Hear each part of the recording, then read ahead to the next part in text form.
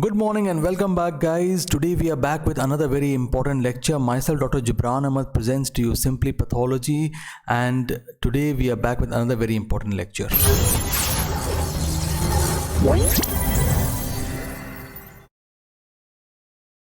So as you know, that today's very important lecture is type 2 and type 3 hypersensitivity reaction.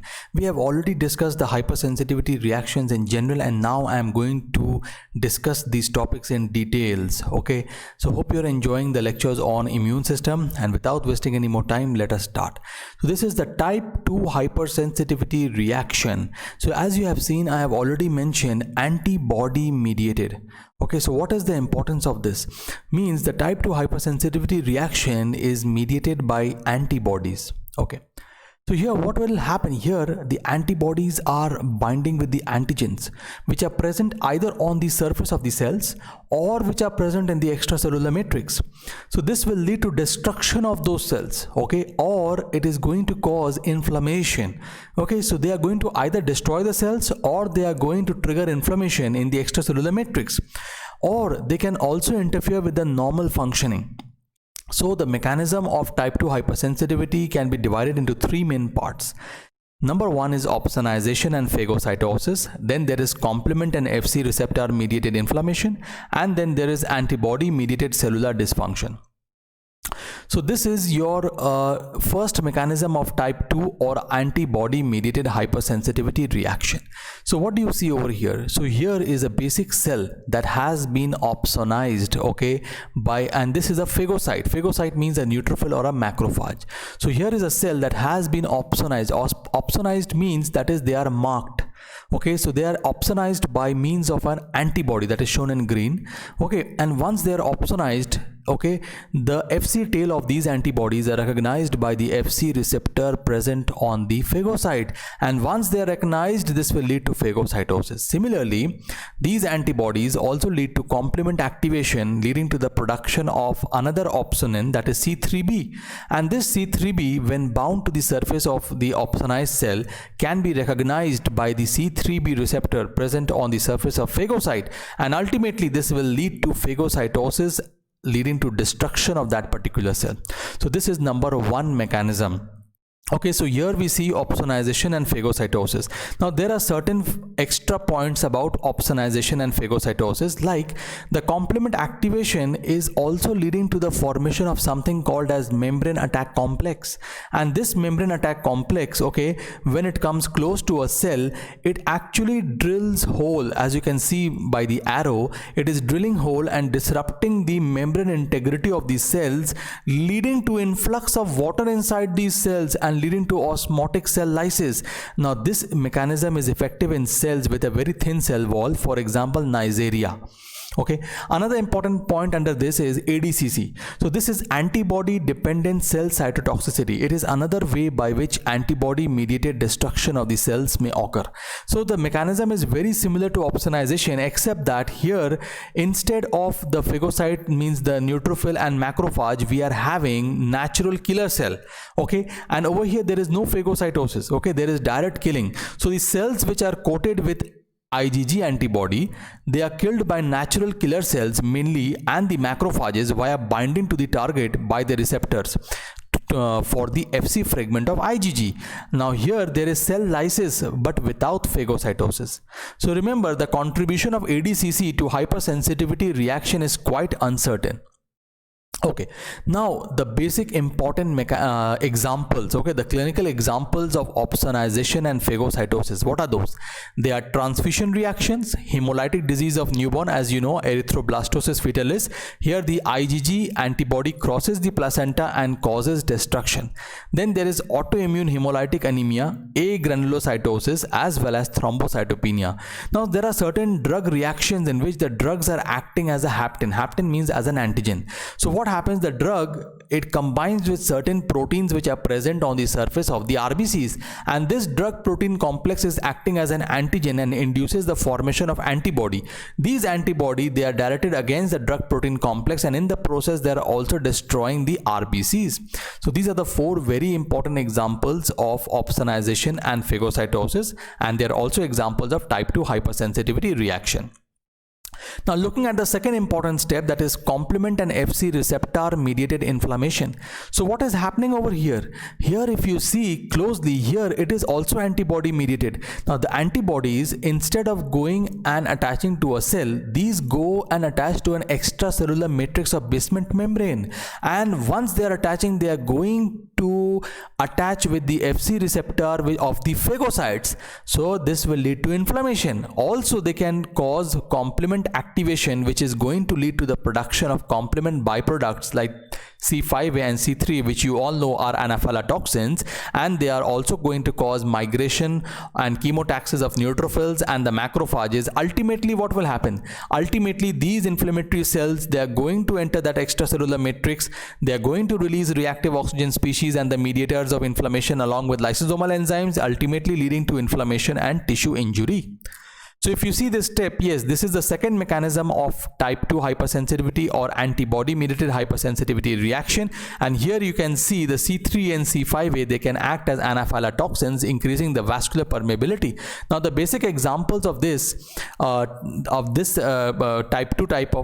hypersensitivity reaction, whose mechanism is complement and FC receptor mediated inflammation, they are some form of glomerulonephritis, not all forms, some form of glomerulonephritis, and vascular rejection in organ grafts. So moving ahead, if you see now, the third mechanism of type 2 hypersensitivity reaction is antibody mediated cellular dysfunction. Now what happens over here? Here there is an antibody which is directed against a cell surface receptor, and it will impair or dysregulate the function without causing any cell injury or inflammation.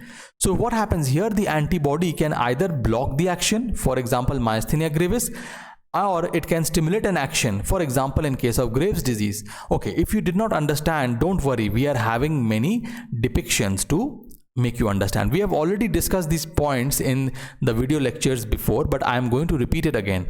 So here, this is the cellular dysfunction caused by antibodies. Now this is basically a neuromuscular junction. This is the muscle, this is the nerve endings. They are going to release acetylcholine, which is a neurotransmitter, which is going to act on the acetylcholine receptor and will lead to impulse transmission, ultimately causing muscle contraction. This is all about the neuromuscular junction. But what happens in case of type 2 hypersensitivity reaction? Here the antibodies are produced, and these antibodies are produced against acetylcholine receptors. So these antibodies, when they bind to these acetylcholine receptors, they will inhibit the binding of the neurotransmitter to the receptor, and what will happen? There will be no impulse transmission, there is no muscle contraction leading to paralysis, and this is what happens in myasthenia gravis. Looking at the other example, for example, here we are having the thyroid epithelial cells. Now the thyroid epithelial cells are having certain TSH receptors, and at these TSH receptors, the hormone TSH, that is thyroid stimulating hormone, they attach and they lead to release of thyroid hormones. But instead what has happened, there is an antibody which can bind to this TSH receptor and can instead stimulate the release of thyroid hormones independent of the hormone. So antibody stimulates the receptor without the hormone. Okay, so the classical examples of number one is myasthenia gravis on the left hand side, where there is a blocking action, and on the right hand side the classical example of prototype is Graves' disease, wherein there is a stimulatory action. Okay, moving ahead, now we will look at the various examples. Just remember, in all of these diseases, okay, we are having a target antigen, there is a classical mechanism of the disease, and there is a clinico-pathological manifestation, and all of these, they are examples of type 2 hypersensitivity reaction. Now all of these various examples are very, very important. Now as we study pathology, we are going to study them in detail separately, but now we have grouped them together, and we have because all of them have something in common. All of them are examples of type 2 hypersensitivity reaction. So number one is autoimmune hemolytic anemia, wherein the target antigen, okay, against which the antibody is formed. So the target antigen is the red cell membrane protein. Mechanism is opsonization and phagocytosis, and manifestation is hemolytic anemia. Secondly, we are having autoimmune thrombocytopenic purpura, wherein the target antigens are the platelet membrane proteins. Mechanism is opsonization phagocytosis, and it leads to bleeding. Then we are having pemphigus vulgaris, wherein the target antigens are the proteins in the intercellular junctions of the epidermal cells. Here the mechanism of disease is antibody mediated activation of proteases and disruption of intercellular junctions, and the clinicopathological manifestation is the formation of bulli or skin vesicles. Now vasculitis, which is caused by ANCA, that is anti-neutrophilic cytoplasmic antibody. So here the target antigen is the neutrophil granule protein. Mechanism is neutrophil degranulation and inflammation, and the clinicopathological manifestation is vasculitis. Now we are having Goodpasture syndrome. Here the antigen is the non-collagenous protein in the basement membrane of kidney glomerulus and lung alveoli.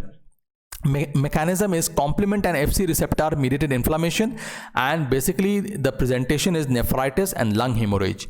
Then we are having acute rheumatic fever, wherein the target antigen is the streptococcal cell wall antigen. Now the basic reaction is inflammation, macrophage activation, and the example is and the clinical manifestation is myocarditis, arthritis.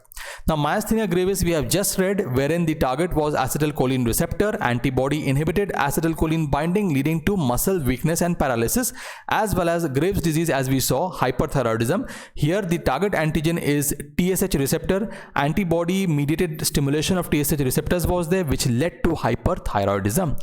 And there is insulin resistant diabetes. Here the target antigen is the insulin receptor. Antibody is inhibiting the binding of the insulin, ultimately leading to hyperglycemia and ketoacidosis. And there is pernicious anemia, wherein the target antigen is the intrinsic factor of the gastric parietal cells, leading to neutralization of the intrinsic factor as well as decreased absorption of vitamin B12.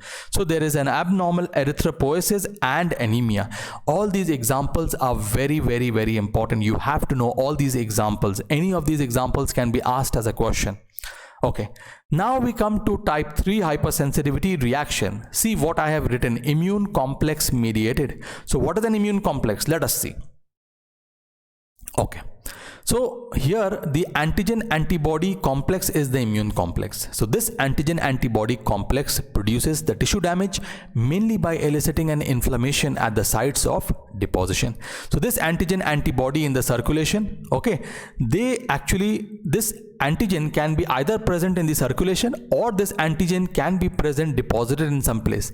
Anyways, whenever this antigen will combine with the antibody, that will lead to the formation of an immune complex that will deposit in the vessel wall, and this antigen might be planted previously. Okay, for example, this antigen might be planted in the kidneys previously, and then an antibody came and bound. So this type of immune complex, wherein the antigen is not in the circulation but instead it is present in other tissues, this is called as in situ immune complex formation. Now moving ahead, these antigens, they can either be exogenous, that is coming from out of the body, or they can be endogenous. So what are the exogenous antigens? For example, the foreign proteins that is injected or which is produced by an infectious microbe, or if individual produces antibody against the self antigen. In that case, it is a case of an autoimmunity. So the immune complex mediated disease tends to be systemic but preferentially involves 3 major sites. One is the kidneys, leading to glomerulonephritis. One is the joint, leading to arthritis. One is the small blood vessels, leading to vasculitis. All of these are common sites of vasculitis. Now we will start the prototype. Okay, the prototype example or the major example of type 3 hypersensitivity reaction is acute serum sickness. Okay, and remember that majority of the type 3 hypersensitivity reactions, they are systemic in nature.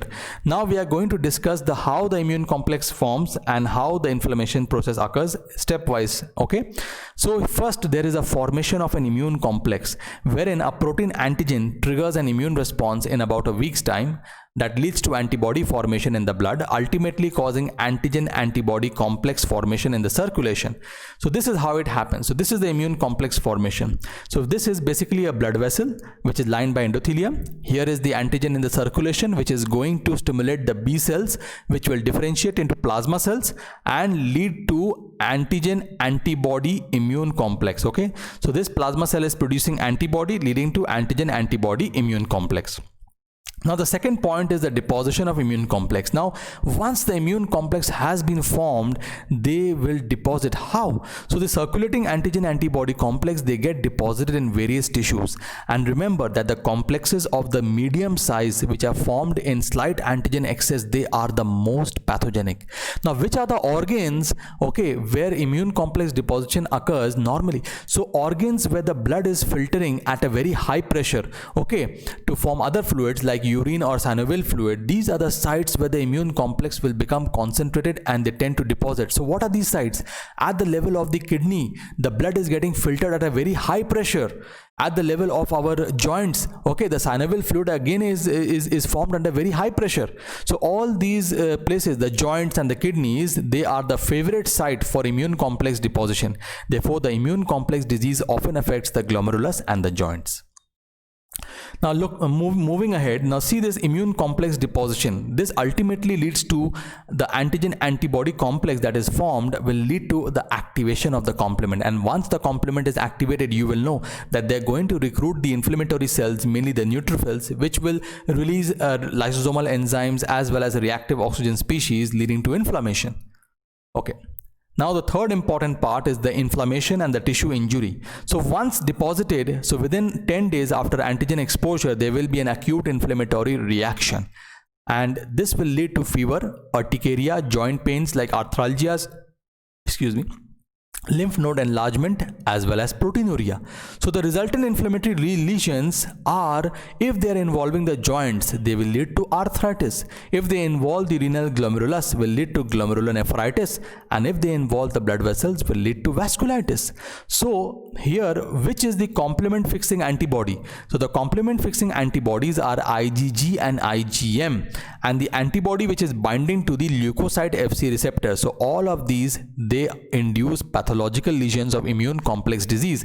So not all the antibodies, only of IgG and IgM class antibodies are going to trigger immune complex disorders. One very important concept is that in type 3 hypersensitivity reactions, there is a consumption of the complement which leads to a decreased or a fall in the level of the serum levels of C3. So this level, serum C3 levels, are used to monitor the disease activity. Okay, moving ahead, if you see the last step, that is immune complex mediated inflammation and tissue injury, what is happening? Here if you see this immune complex, it is getting deposited on the vessel wall, and it is leading to the activation of the neutrophils, which will lead to release of the neutrophilic enzymes. Also there is platelet aggregation. Ultimately all this will lead to vasculitis or inflammation of the vessel wall. Now now we will see the morphology. Okay, how is the morphology, or how the vessel looks under the microscope. So acute vasculitis, if you see, is associated with necrosis of the vessel wall, and there is an intense neutrophilic infiltration. Now we have already seen all these diagrams in the chapter on inflammation, so you can go to that chapter and you can see once again. So the necrotic tissue and the deposits of the immune complexes, complement and plasma protein, appear as smudgy eosinophilic area of tissue destruction. So this necrosis that is taking place in the vessel wall, that is called as fibrinoid necrosis, and I have put a very beautiful diagram. Please go to my lecture on acute inflammation, and you not inflammations, on lecture on necrosis, okay, cell injury, that is chapter number 2, and you're going to see all the different kinds of necrosis, and you will see all the diagrams also. So at the level of the kidneys, what is happening? Under immunofluorescence microscopy, you will see granular lumpy deposits of immune complex, whereas under electron microscopy, you will see electron dense deposits along the glomerular basement membrane. So look at this diagram, the granular lumpy deposits in the immunofluorescence, how they are looking. See how there is a lumpy deposit of immune complexes, and how immunofluorescence looks like under the microscope. And this is how the electron dense deposit looks under the electron microscope, as you see.